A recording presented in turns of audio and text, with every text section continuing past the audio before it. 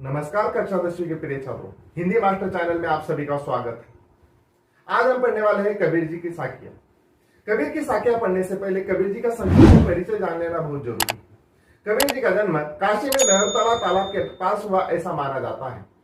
तो इनका पालन पोषण नीरू और नीमा नामक दाम्पत्य ने किया था। कबीर जी के गुरु रामानंद जी थे। कबीर जी की भाषा शैली को सदुकड़ी भाषा या पंचमेल खिचड़ी भी कहा जाता है। छात्रों, जिस तरह से खिचड़ी में बहुत सारे पदार्थों को मिश्रित किया जाता है तब कहीं जाकर खिचड़ी स्वादिष्ट बनती है, उसी तरह से कबीर जी की भाषा शैली में हमें अवधी, ब्रज, पंजाबी, राजस्थानी ऐसे विभिन्न भाषाओं के शब्द दिखाई देते हैं। इसी कारण उनकी भाषा शैली को पंचमेल खिचड़ी या सदुकड़ी भाषा भी कहा जाता है। कबीर जी पढ़े लिखे नहीं थे। वो एक दोहे के माध्यम से स्वयं कहते हैं कि मोसी छुओ नहीं, कागज कलम गयो नहीं हाथ। इसका सीधा सीधा मतलब है कि वो पढ़े लिखे नहीं थे। आपके मन में प्रश्न आ रहा होगा, तो फिर ये दोहे या उनका साहित्य कहां से आया? कबीर जी के मृत्यु के उपरांत उनके शिष्यों द्वारा कबीर बीजक ग्रंथ में इनके साहित्य को संग्रहित किया गया है। आज हम साखियां पढ़ने वाले हैं। साखी का मतलब होता है प्रत्यक्ष प्रमाण या साक्ष्य। कबीर जी ने अपने जीवन में जो अनुभव ग्रहित किए उसको ही हमारे समक्ष रखा, उसको साखी कहा जाता है। आपने इससे पहले दोहे पढ़े होंगे, दोहों को ही साखी कहा जाता है। पहली साखी देखते हैं छात्रों। ऐसी बानी बोलिए मन का आपा होए, अपना तन शीतल करे और उनको सुख होए। इसके कठिन शब्द देख लेते हैं। ऐसी बानी, बानी का मतलब होता है वाणी। बानी का मतलब होता है वाणी। बोलिए मतलब बोलना। मन का आपा, आपा का मतलब होता है अहंकार।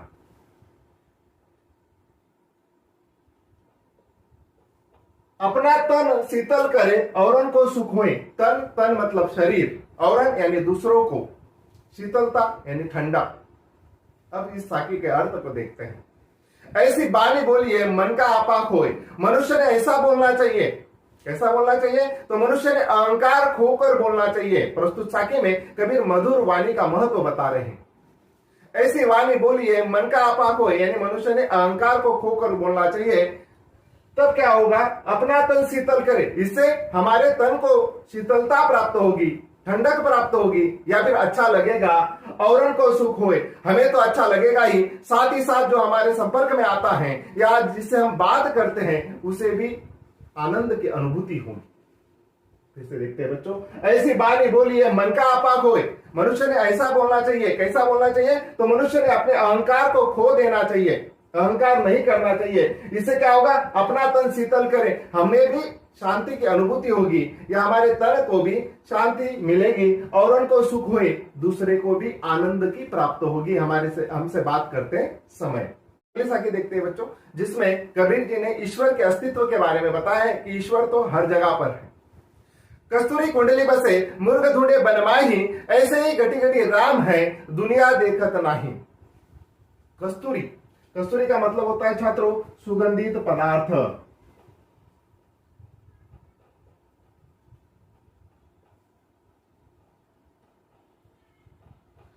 कस्तूरी कुंडली बसे, कुंडली का मतलब होता है नाभि। मुर्ग मतलब हिरण। घटी घटी यानी हर जगह पर, राम यानी ईश्वर, दुनिया मतलब संसार। साखी का अर्थ देखते हैं। कस्तूरी एक सुगंधित पदार्थ होता है जो हिरण की नाभि में होता है। नाभि यानी पेट में होता है, लेकिन हिरण उसको जान नहीं पाती, समझ नहीं पाती। वो खुद परेशान हो जाती है कि इतनी अच्छी सुगंध कहां से आ रही है। इस सुगंध को ढूंढने के लिए वो यहां वहां भटकती फिरती है, घूमती फिरती है। इसी प्रकार ऐसे घटी घटी राम है। इसी प्रकार हर जगह पर ईश्वर है, ईश्वर का अस्तित्व है, लेकिन ये संसार ईश्वर को देख नहीं पाता। कबीर जी कहते हैं कि कस्तूरी कुंडली बसे, कस्तूरी जो सुगंधित पदार्थ होता है वो कहां पर होता है? मुर्ग, मुर्ग यानी हिरण की नाभि में होता है। लेकिन हिरण क्या करते हैं? उसको इधर उधर जंगल में, वन यानी जंगल में ढूंढती फिरती है। ऐसे ही इसी तरह से घटी घटी यानी हर जगह पर ईश्वर का अस्तित्व है, लेकिन संसार जो है ईश्वर को जान नहीं पाता, समझ नहीं पाता। संसार तो ईश्वर को यहाँ वहां ढूंढते फिरता है। छात्रों, सच ईश्वर हमें हमारे माता पिता में देखने चाहिए, बड़ों में देखने चाहिए, या फिर बड़ों का सम्मान करना चाहिए, ना कि पत्थरों में। साखी देखते हैं बच्चों, जिसमें कबीर जी संदेश देते हैं कि जब तक मनुष्य में अहंकार है तब तक उसे ईश्वर की प्राप्ति नहीं हो सकती। अहंकार खत्म होते ही मनुष्य को ईश्वर की प्राप्ति हो सकती है। जब मैं था तब हरि नहीं, अब हरि है मैं नाही। यहां पर मैं शब्द का अर्थ है अहंकार। जब मैं था तब हरि नहीं, हरि यानी ईश्वर, हरि का मतलब है ईश्वर। जब तक मनुष्य में अहंकार है तब तक उसे ईश्वर की प्राप्ति नहीं हो सकती। अब हरि है मैं नहीं, और जब ईश्वर की प्राप्ति मनुष्य को हो जाती है तो वो अहंकार को भूल जाता है, वो किसी भी प्रकार का अहंकार नहीं करता। सब अंधियारा मिट गया, मेरे जीवन का सारा अंधकार मिट गया। अंधियारा यानी अंधकार, मेरे जीवन का सारा अंधकार मिट गया। जब दीपक देखा माही, जब मैंने ईश्वर के ज्ञान रूपी दीपक को देख लिया तो मेरे जीवन का सारा अंधकार मिट गया। फिर से देखते बच्चों, जब मैं था तब हरि नहीं, जब तक मुझे अहंकार था तब तक मुझे ईश्वर की प्राप्ति नहीं हो सकी। अब हरि है मैं नहीं, अब मुझे ईश्वर की प्राप्ति हो चुकी है, सच्चे ज्ञान की प्राप्ति हो चुकी है, तो मेरा अहंकार भी नष्ट हो चुका है। सब अंधियारा मिट गया, मेरे जीवन का सारा अंधकार मिट गया। जब दीपक देखा माही, तब जब मैंने ज्ञान रूपी दीपक को देख लिया तो मेरे जीवन का सारा अंधकार मिट गया। अगली साखी देखते हैं छात्रों। सुखिया सब संसार है, खाए और सोए, दुखिया दास कबीर है, जागे और रोए। आप सभी को पता है कि ये सारा संसार नश्वर है, और ज्ञानी लोग इस बात को अच्छी तरह से समझ लेते हैं। कबीर जी भी ऐसे ही ज्ञानी थे, इसलिए वो अगली साखी में कहते हैं कि सुखिया सब संसार है, सारा संसार मोह माया के बंधन में जकड़ा हुआ है, और सारा संसार सुखी है। क्यों सुखी है? क्योंकि वो खाता है और सोता है। अरु यानी और, खाए यानी खाना, और सोए यानी सोना। सांसारिक मोह माया में जकड़ा हुआ व्यक्ति, बंधा हुआ व्यक्ति खाता है और सोता है, और इसी में अपने आनंद की अनुभूति करता है, उसी को सर्वश्रेष्ठ समझता है, मोह माया के बंधन में हमेशा लिप्त रहता है। दुखिया दास कबीर है, कबीर जैसे सेवक, दास मतलब सेवक, कबीर जैसे सेवक जागते हैं, जागे और रोवे, जागते हैं और रोते हैं। क्यों? क्योंकि वो ज्ञानी हैं, उन्हें पता है कि मनुष्य इन मोह माया के बंधन में जकड़ा हुआ है।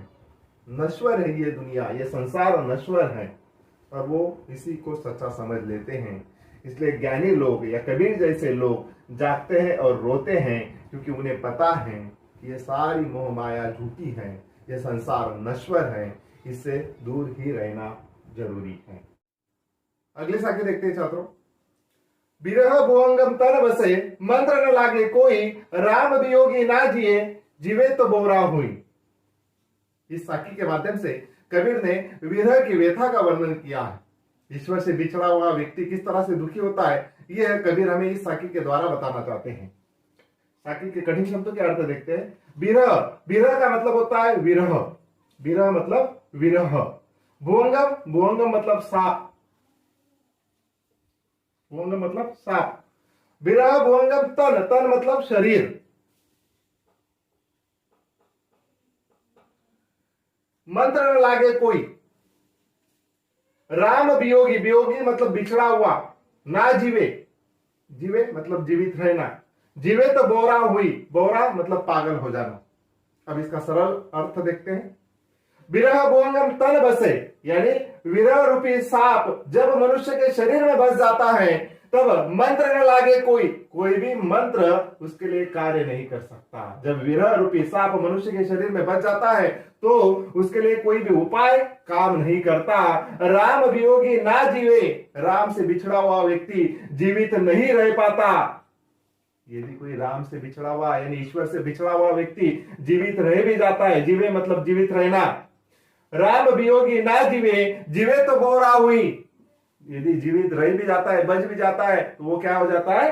पागल हो जाता है। फिर से एक बार देखते हैं। विरह भुवंगम तन बसे, मंत्र न लागे कोई, विरह रूपी सांप जब मनुष्य के शरीर में बच जाता है तो उसके लिए कोई भी उपाय नहीं चल पाता, और राम से बिछड़ा हुआ व्यक्ति जीवित नहीं रह पाता, ऐसा कबीर जी कहते हैं। यदि वो जीवित रह भी जाता है तो वो क्या हो जाता है? पागल हो जाता है। अगले साखी देखते हैं बच्चों। निंदक नेड़ा राखिए अंगनी कुटी बंधाए, बिन साबन बिन पानी निर्मल करे सुबाय। इस साखी के माध्यम से कबीर जी ने निंदा करने वालों का महत्व बताया है। हम सभी को निंदा करने वाले बुरे लगते हैं, लेकिन कबीर जी तो महान संत थे। उनके विचारों से निंदा करने वाला हमारे आसपास ही होना चाहिए। देखते हैं इस साखी के कठिन शब्दों के अर्थ पहले देख लेते हैं। निंदक यानी निंदा करने वाला, नेड़ा मतलब पास, राखिए यानी रखना, आंगनी मतलब आंगन में, कुटी मतलब झोपड़ी, बंदाई मतलब बांधना, बिन साबन पानी बिना, निर्मल निर्मल मतलब पवित्र, सुबाई मतलब स्वभाव। अब साखी के सरल अर्थ को देखते हैं। निंदक नेड़ा राखिए, निंदा करने वाले को हमने हमारे पास में रखना चाहिए। नेड़ा मतलब पास। आंगनी मतलब आंगन में, कुटी बांधिए, कुटी बंदाई, यानी हमें निंदा करने वाले को हमारे पास में ही रखना चाहिए। यहां तक कि कबीर जी कहते हैं कि उसको हमारे आंगन में ही हमने कुटी बांध कर रखनी चाहिए, हमारे साथ ही रखना चाहिए। क्योंकि बिन साबन बिना पानी, निंदा करने वाला क्या करता है? मनुष्य के स्वभाव को पवित्र करता है, मनुष्य की गलतियों को बताता है। और जो व्यक्ति निंदा करने वालों द्वारा जो गलतियां सुनता है और उसमें परिवर्तन करता है, उसका जीवन सफल हो जाता है। निंदा करने वाला क्या करता है? हमारे स्वभाव को पवित्र करता है। और कैसे पवित्र करता है बच्चों? तो बिना साबन और बिना पानी के करता है। इसीलिए कबीर जी कहते हैं इस साखी में, निंदक नेड़ा राखिए अंगनी कुटी बंधाए। निंदा करने वाले को हमने क्या करना चाहिए? हमारे पास बैठा कर रखना चाहिए। और इससे क्या फायदा होगा? बिना साबन और बिना पानी के। मनुष्य शरीर को पवित्र करने के लिए साबन लगाता है अलग अलग तरह के, लेकिन इस मनुष्य के शरीर को पवित्र करने के लिए, मनुष्य के विचारों को पवित्र करने के लिए क्या किसकी जरूरत है? तो निंदक की जरूरत है। ऐसा कबीर जी कहते हैं। बिन साबन पानी बिना, बिना साबन के बिना पानी के मनुष्य के स्वभाव, सुबाई यानी स्वभाव, मनुष्य के स्वभाव को पवित्र करने का काम कौन करता है? तो वो निंदक करता है।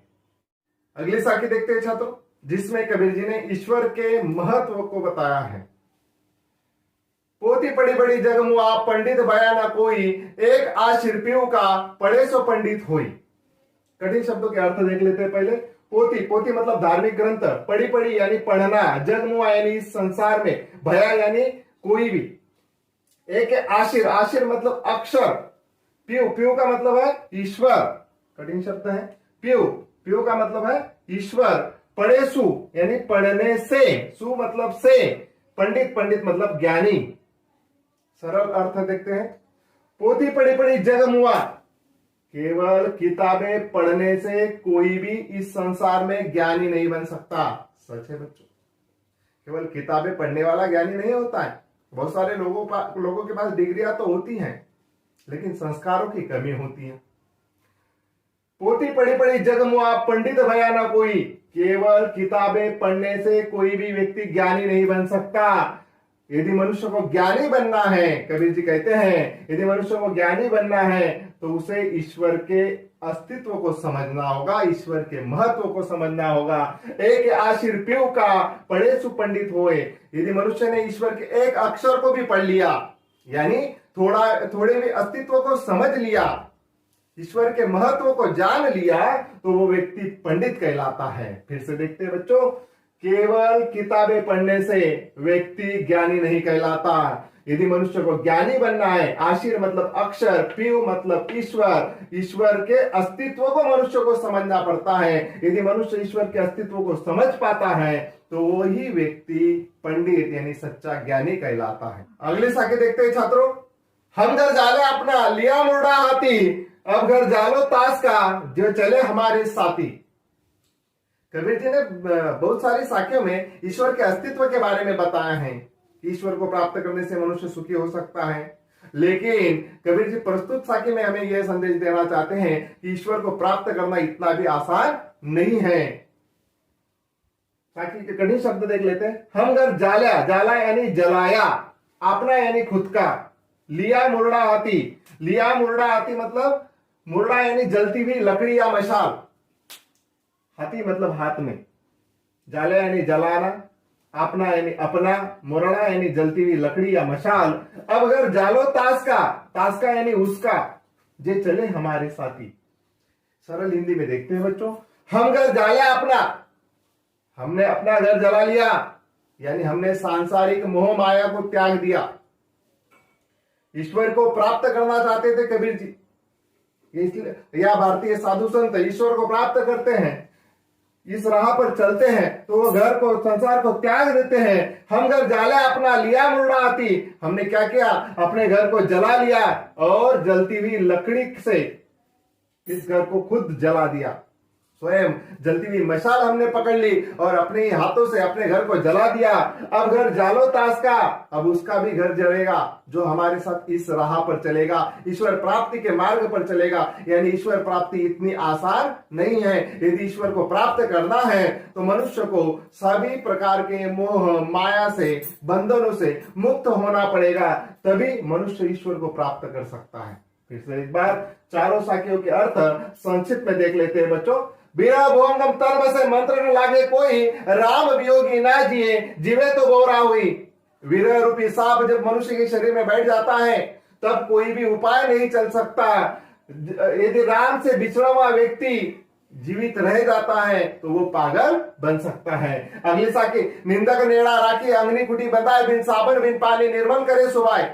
निंदा करने वाले को हमने हमारे पास रखना चाहिए। इससे क्या फायदा होता है, हमारा ही स्वभाव पवित्र बन जाता है। हमारे स्वभाव को अच्छा बनाने के लिए निंदक की आवश्यकता होती है, इसलिए उसको हमने हमारे पास ही कुटिया बनाकर रखना चाहिए। पोती पड़ी पड़ी जग मुआ पंडित बया न कोई, एक आशीर पीऊ का पढ़े सो पंडित हुई।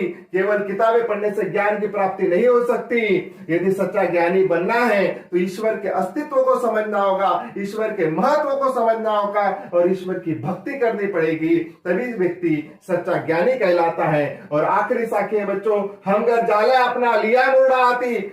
और ईश्वर की प्राप्ति में हमने क्या किया, अपना खुद का घर जला लिया। जलती हुई मशाल से या जलती हुई लकड़ी से हमने हमारा खुद का घर जला लिया।